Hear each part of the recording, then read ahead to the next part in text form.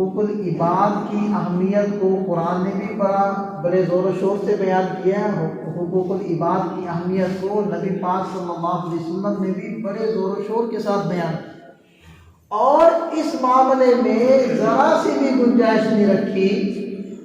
کہ جتنے کر سکو کر کے آ جاؤ، بقیہ ہم تلافی کر دیں گے یا ہم جس کے لیے چاہیں گے اس کو معافی دے دیں گے۔ ایسی کوئی آیت، ایسا کوئی اشارہ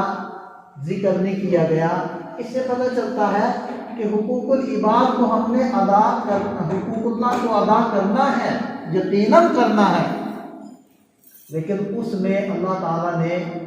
توحید رسالت کے بعد گنجائش رکھی ہے، لیکن حقوق العباد میں کہیں بھی گنجائش کی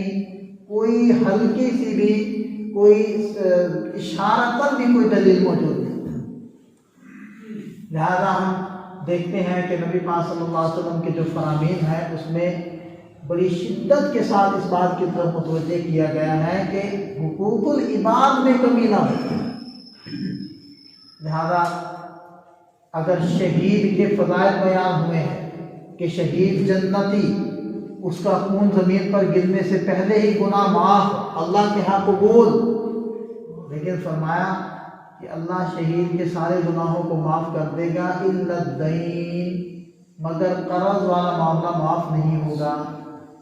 اب شہید جس نے اپنا سب کچھ اللہ کے نام پر لوٹا دیا، اس کے بھی قرض کا معاملہ پھنس جائے گا جب تک وہ معاملہ صاف نہیں ہوگا، شہید بھی جنت میں داخل نہیں ہوگا۔ تو یہ قرض والا معاملہ کیا ہے؟ یہ حقوق العباد ہے۔ اب کوئی یہ سمجھے کہ میں نے تو اتنی زیادہ عبادت کر رکھی ہے تو بھئی شہید تک تو نہیں پہنچ پائیں، تو شہید کا بھی معاملہ حقوق العباد پر آ کر اٹک جائے گا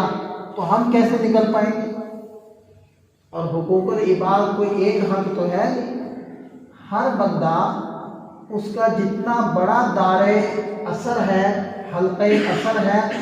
اتنے ہی اس کے اوپر دوسروں کے حقوق واجب ہوتے ہیں۔ بچہ ہے، بچہ اگر معصوم ہے، چھوٹا ہے تو ظاہری بات اس پر کوئی حق نہیں ہے، لیکن بچہ جب ہوشیار ہو جاتا ہے تو اس کے اوپر اس کے والدین کے بھی حق ہیں، اس کے اساتذہ کے بھی حقوق ہیں، اور اس کے جو چھوٹے بہن بھائی ہیں یا ہم عمر ہیں ان کے بھی حقوق ہیں۔ اور جب تھوڑی سی ذمہ داری بڑھتی ہے تو صاحب خانہ بن جاتا ہے، گھر والا بن جاتا ہے، تو پھر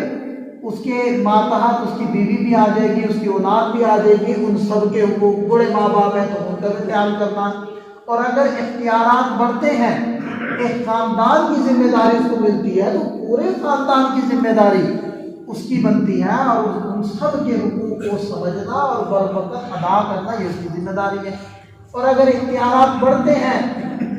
پوری برادری کا اس کو بڑا بنایا جاتا ہے تو سب کے حقوق اس کے ذمہ آتے ہیں۔ اور اگر اور کسی حیثیت سے اس کے اختیارات بڑھتے ہیں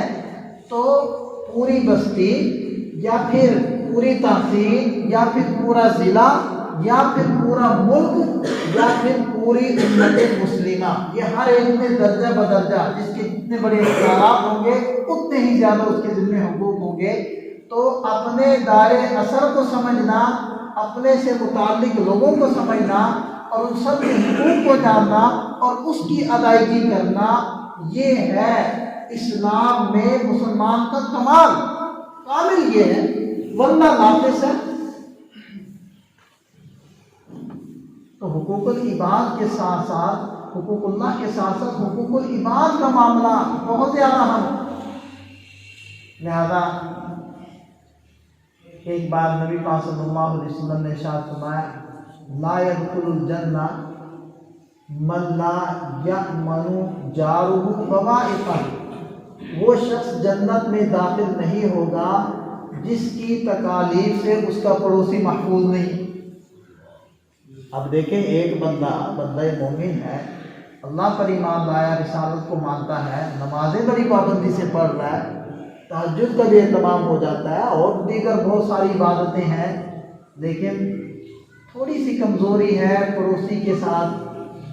تھوڑی سی کھٹ پٹ ہے یا کھٹ پٹ تو ایک وقت ہی ہو جاتی ہے،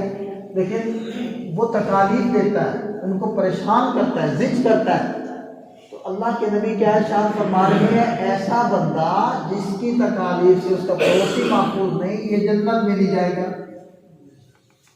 حقوق العباد آ گئے۔ حقوق العباد میں جو حقوق اللہ کی ادائیگی کی ہے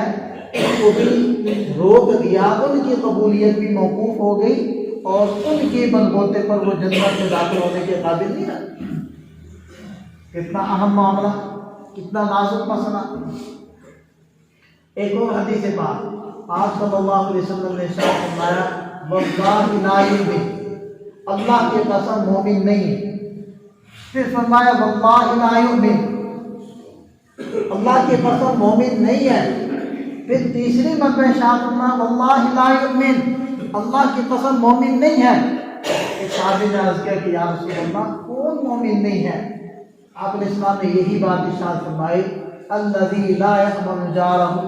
بوائقہ، جس کی تکالیف سے اس کا پڑوسی محفوظ نہیں، وہ مومن نہیں ہے۔ پچھلے حدیث میں کیا ہم نے پڑھا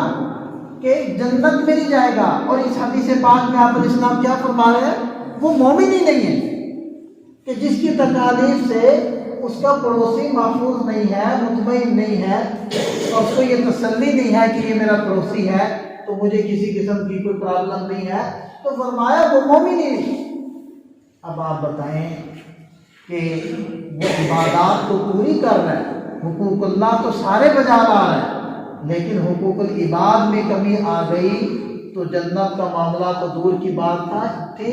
ایمان کا معاملہ کھٹائی میں پڑ گیا۔ اور سنیں، ایک مرتبہ کچھ صحابہ نے آپ صلی اللہ علیہ وسلم سے عرض کی کہ یا رسول اللہ ایک عورت ہے، وہ نیکی کے کاموں میں بڑی معروف ہے، اس کا بڑا چرچا ہے کہ بہت عبادات کرتی ہے، بہت زیادہ تہجد گزار ہے، بہت زیادہ نفلی روزے، بہت زیادہ تسبیحات، تلاوت، بہت زیادہ اس کا چرچا ہے کہ نیک بہت ہے۔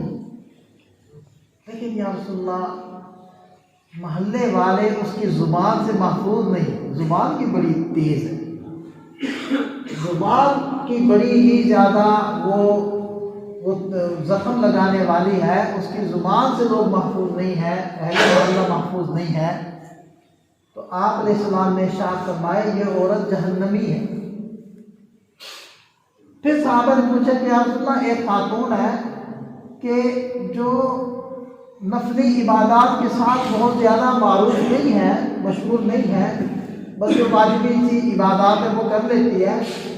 لیکن محلے کی جو خواتین ہیں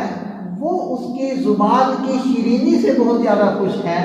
اس کے معاملات، اس کا اہل محلہ کے ساتھ، محلے کی خواتین کے ساتھ بات چیت کرنا، ملنا جلنا وہ بہت اچھا ہے۔ تو آپ صلی اللہ علیہ وسلم نے سند دی کہ یہ عورت جنتی ہے۔